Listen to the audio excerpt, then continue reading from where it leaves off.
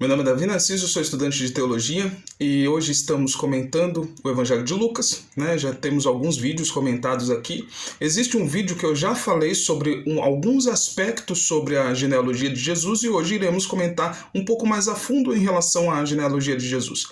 Quando a gente olha para o texto de Lucas, né, a gente se pergunta, como já foi perguntado, e aqui em cima eu vou colocar o vídeo para você poder ver e conseguir juntar esses dois vídeos e ter uma explicação um pouco mais aprofundada em relação a esse detalhe. Então, como a gente já falou, né, o João Batista ele faz esse processo de transição e por fim Jesus Cristo vai e entra nesse processo do batismo, né? E aí o que acontece? Quando Jesus Cristo é batizado, depois do seu batismo é dada a genealogia de Jesus e aí termina o capítulo 3 justamente com a genealogia de Jesus, né? Nós já falamos aqui que o capítulo 3 é esse elo de ligação entre Velho e Novo Testamento, né? Esse novo reino de Deus, essa nova forma, essa nova forma de lidar com o reino de Deus. E aí o que acontece? Quando a gente olha para esse texto, a gente vê alguns pontos fundamentais dentro do capítulo 3. E quais são os pontos fundamentais? Primeiro, Jesus Cristo ele é batizado por João Batista.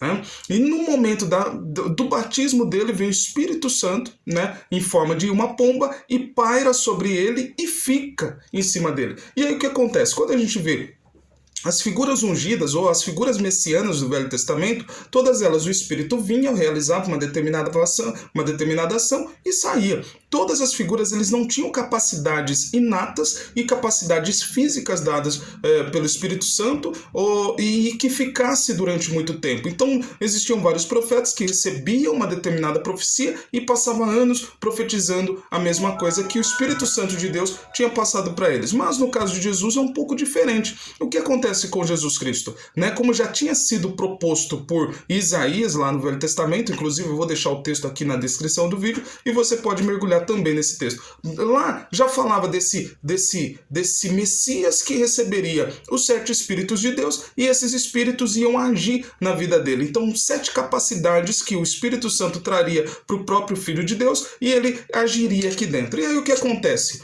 Esse Espírito Santo ele paira sobre Jesus. E vem uma voz falando que esse é o meu filho amado, ao quem tenho muito prazer, que está no capítulo 2 de Salmos. E aí o que acontece ali dentro? Jesus Cristo é esse profeta que o Espírito Santo vem sobre ele e não sai. Ele recebe o Espírito Santo e por fim esse Espírito Santo é partilhado para toda a nação. Um outro detalhe que a gente tem que ver é o quê?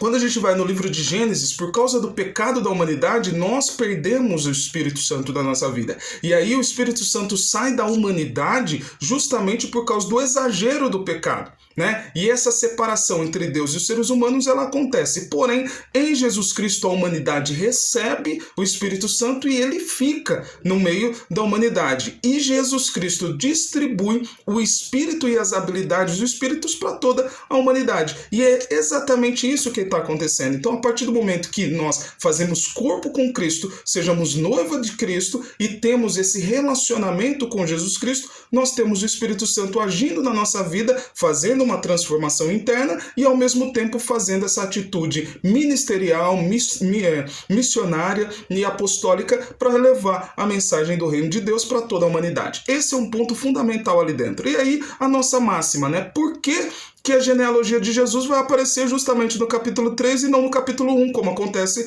nos evangelhos sinóticos, nos outros evangelhos sinóticos e no evangelho de Joanino. Por quê? Justamente porque dentro de Lucas ele está afirmando categoricamente que o quê? Jesus Cristo ele passa a ser pessoa a partir do momento que a obra ministerial proposta por Deus começa a agir dentro da vida dele. Ah tá, então quer dizer que antes Jesus Cristo não era pessoa? Olha, Jesus Cristo ele era uma pessoa física e humana, mas ele passa a ser pessoa contada na história da humanidade a partir do momento que ele vive, né, que ele inicia o plano de salvação que Deus estava propondo no Evangelho de Lucas. Então a partir daquele momento ele é uma pessoa, é proposta uma genealogia, e essa genealogia vem e aponta categoricamente para Jesus Cristo sendo filho de Adão e também filho de Deus. Então, esse é o processo que está sendo, esse é o jogo literário que Lucas está afirmando ali dentro, né? Então, a partir do momento que Jesus Cristo, aos 30 anos, começa essa obra missionária, passa pelo batismo não por causa do pecado que tinha, mas para ser um símbolo de transformação e mudança de vida, Jesus Cristo vem e começa a ser reconhecido como pessoa existente dentro da humanidade. E aí, né, paz e bem, e o que acontece? Leva essa afirmativa para a tua vida. Nós passamos a ser pessoas contadas na história da salvação de Deus a partir do momento que nós iniciamos a obra missionária e ministerial proposta por Deus. Existe um plano de salvação de Deus para toda a humanidade e nós passamos a sermos sujeitos, indivíduos, a partir do momento que nós vivemos o plano de salvação proposto para a nossa vida.